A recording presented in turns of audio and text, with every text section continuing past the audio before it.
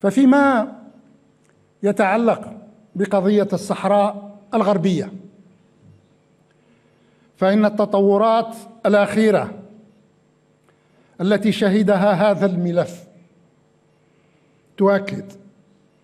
تؤكد رجاحة ما طلبت وسعت من أجله الجزائر طيلة العقود الخمس الماضية، وهي التي ما فتئت تنادي بحتمية تنظيم مفاوضات مباشرة بين طرفي النزاع، المملكة المغربية وجبهة البوليزاريو.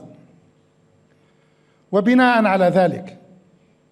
فإن الجزائر ترحب أيما ترحيب بالمسار التفاوضي الذي تم إطلاقه مطلع هذا العام تحت إشراف مشترك من الأمم المتحدة والولايات المتحدة الأمريكية، وهو المسار الذي شاركت فيه الجزائر مثلها مثل موريتانيا الشقيقة بصفتها بلداً مجاوراً لطرفي النزاع وطرفاً ملاحظاً في المسار السياسي الذي يلتئم فيه هذان الطرفان. وفي ذات الحين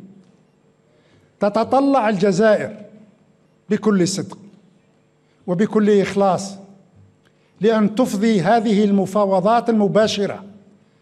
بين طرفي النزاع، المملكة المغربية وجبهة البوليزاريو، إلى بلورة حل عادل ودائم ونهائي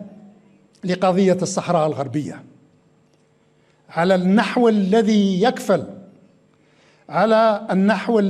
يكفل حق الشعب الصحراوي في تقرير مصيره وفقاً لقرارات الأمم المتحدة ذات الصلة، بما فيها القرار الأخير لمجلس الأمن رقم 2797، وبما يسهم في توفير شروط ومقومات استعادة السلم والأمن والاستقرار في المنطقة المغاربية برمتها.